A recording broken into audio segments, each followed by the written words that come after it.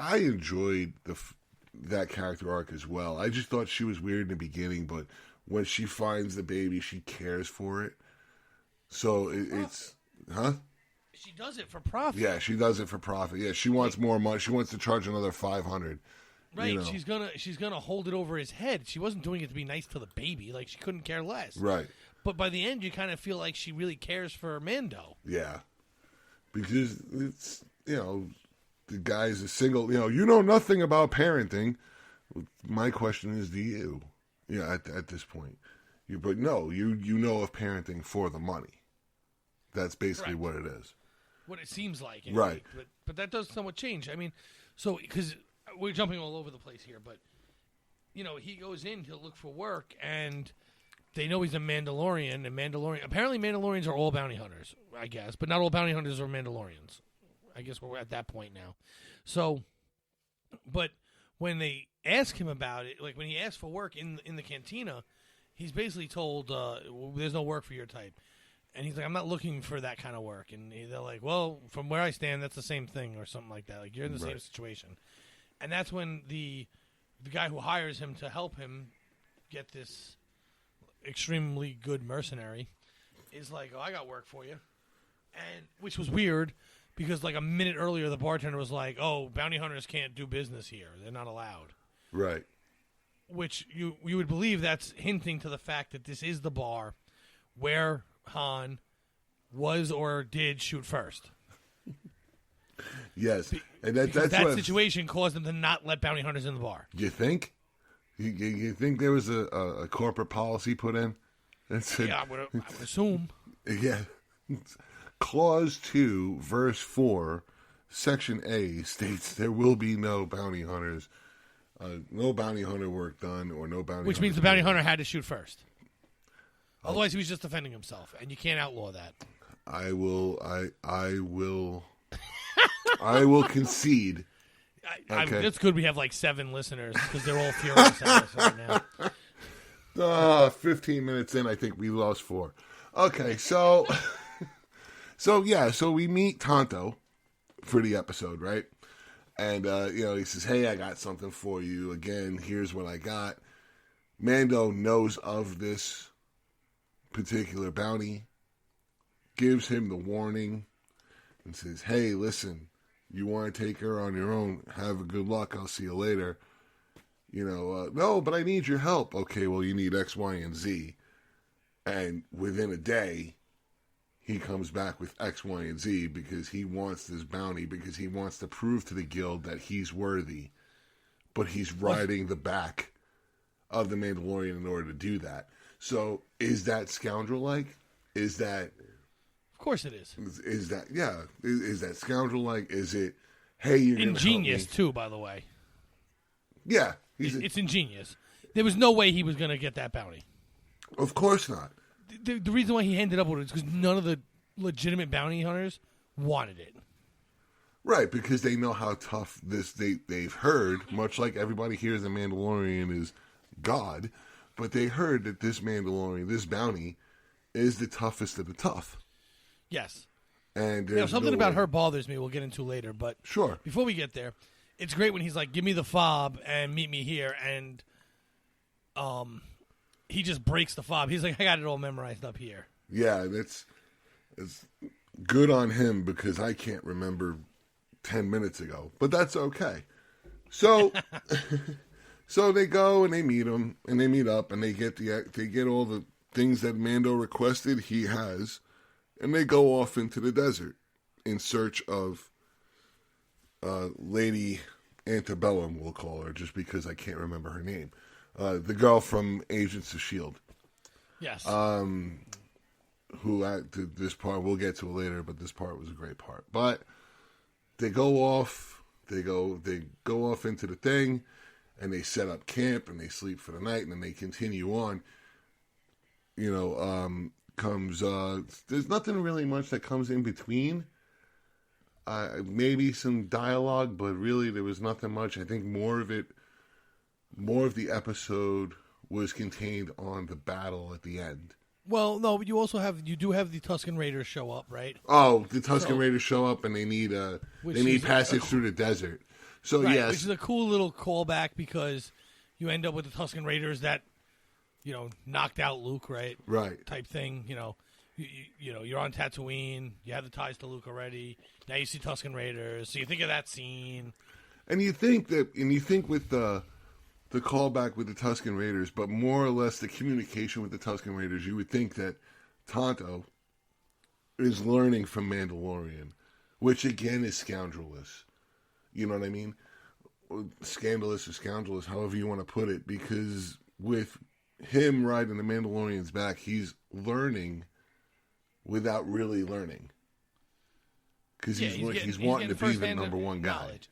And that was a pretty funny scene because he's like, "Oh, give me your." First off, who would have thought Tusken Raiders talk with hand signals? We never knew that. Nope, that's something we learned. That's world building.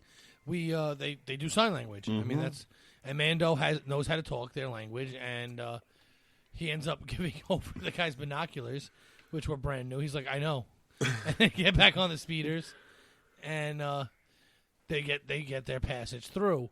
So, and now we're stuck in the point where they're on a dune, and she's on the other side with the high ground, Right. and a sniper rifle. And again, here we go. He gets hit twice, but luckily his armor at that range saves him. And the other guy, and here's your, quick little haha moment. The guy's like, "I don't have that armor," and he's like, "I know." Don't get shot. And every time Mando would talk to the kid, he would end with "Stay low, stay low, stay low." I heard you the first time. Don't tell me 17 times to stay low. I already heard you the first time. Apparently, I saw you get shot twice. So and you lose a speeder. And you lose a Not speeder. me, you. Right. Not me, you. The great Mandalorian is the one who gets shot in the speeder. They come up with a plan to wait for nightfall and to use a flare to knock out our binoculars. They're going to alternate shooting the flare. I guess the thing has the longest recharge time in the history of batteries because there's almost no time where she can't see. I would say at least 3 seconds in between each shot. And If she was as rotating great shots between the two. Yeah, if she was great as they say she is, she'd been able to pick them off easily. Well, if it was a bolt-action sniper rifle, it takes time to load. But I don't think it was. Yeah, but she was still getting perfect views between. Oh, of course. Flares. Yeah, of course. You get that split second of a headshot view.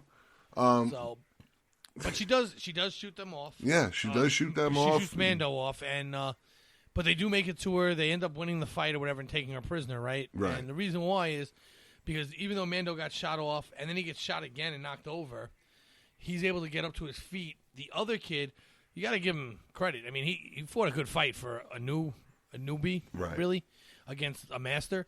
And he's able to distract her long enough for Mando to get back into the fight and put a gun to her head, basically. And then the question is, and I think this is going to be the Joker to Mando's Batman, in a sense, or one of the, put a villain next to a hero, because it looks like that she's not really dead. That there is, at the end... Oh, okay, I was wondering where you're going with that. Because at the end, you find somebody kneeling to her side. Right. As if to say, okay, don't worry, I have you, but the question is who. So, I mean, yeah, I thought it was a great scene. I thought the dialogue between the sniper and Tonto was actually pretty good because Tonto, although he's new, he's still a little wet behind the ears. So the sniper's trying to give him a schooling. Well, you kind of jumped ahead here because you're not even telling the people what the conversation was. Well, I was going to, but but I mean, the conversation about the Mandalorian and the story behind him and that doesn't annoy you at all. The fact that she knows the story, right? She's holed up in the middle of Tatooine, which is clearly a desolate backwoods, nothing anymore. Okay. And she knows this story that he doesn't know, even though he's part of the guild or trying to become it. And she figures out that this is the Mandalorian. Who's the guy that's on the side? That's the thing. No, but it doesn't matter to me because the truth is he doesn't know anything about this in reality. Okay. And he's the one that just came from the guild with this mission. Mm-hmm. So he should be less clueless. Something's off here. Either she shouldn't know anything or he should know more than they let us know. Look, the truth is we talk about this every week and now every 4 minutes. So I have to come up with... I can't just praise the show nonstop. You know, some things are going to be a little off. They're not ruining the episodes. Right. But it was just like, that's a little weird. No, so, I can see that. You know, but you're right. It's either someone knows too much or someone knows too little. And how does someone know too much when someone knows too little? I can understand that point, but I don't want to praise it either because everything has a flaw. I get it, and I can see where you think there's a flaw, but I think what it is the sniper knows enough, I think.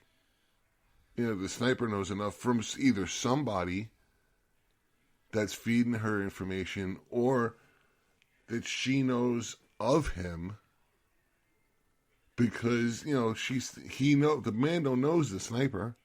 You know, she's the toughest bounty there is. It's not uncommon that someone would know of somebody. No, I agree, but if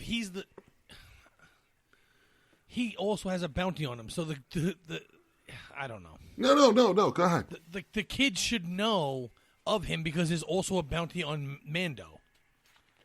Okay. And you would assume it's a pretty hefty bounty, so everyone would have heard this story if they had anything to do with the guild. Good point. He should be able to figure this out on his own, or at least have some inkling to it. Like, he acted like dumbfounded that this might be the Mandalorian. And she's like, and the excuse, the reason why she knows this is the right one is, well, you don't see many of them. Right. Oh, okay. Yeah, and who knows? But you're right. You know, the kid shouldn't be as clueless as he's portrayed. Right. Yeah. Or she shouldn't know at all. Or she shouldn't know at all. If he's that clueless, she should have no knowledge because this is obviously a well-kept secret.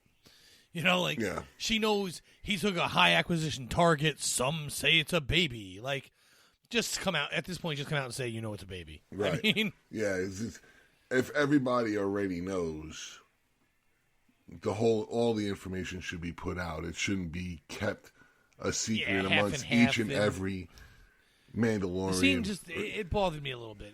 Again, it didn't ruin the episode. It just was kind of... No, I can understand. Eyebrow raising, I guess, would be the best way to say it.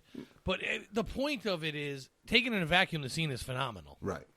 If you ignore all the other ancillary things we're talking about, the scene itself, the conversation itself, the way it goes, and the fact that at the end of that conversation, he walks over, she reaches out her arms so he can unlock her, and he shoots her in the stomach. Yeah. And you see the absolute evilness of him. Even his voice changes. Yes. Is phenomenal. So now that makes you kind of think, is he truly a noob? Correct. You know what I mean? So that makes you kind of, is he just playing the dumb part? He could be. You know, and that's absolutely be true. And now that you mention it, it's kind of leading me to believe the scoundrel in him. Oh, absolutely. And it doesn't matter. It's definitely a ploy. The newbie, now that I look at it, now that we talk about it, the ploy of being a newbie is just that. It's a ploy. Possibly. It could possibly be a ploy. But you can tell he did not realize that was the right Mandalorian. Right. Until that moment. He wasn't thinking to take this Mandalorian in up until then. Like, that wasn't the ultimate plan. No. That was secondary on the list until he found out who he was. Right. That was second on the list because greed conquers all. Correct. So you have the highest. You hire the man for the job. We'll say, and I'm not saying this to be sexist, but you're hiring the man for the job to kill the sniper, who is the highest, the dangerous of all dangerous, and then take out the dangerous of all dangerous, but still have the Mandalorian. So you're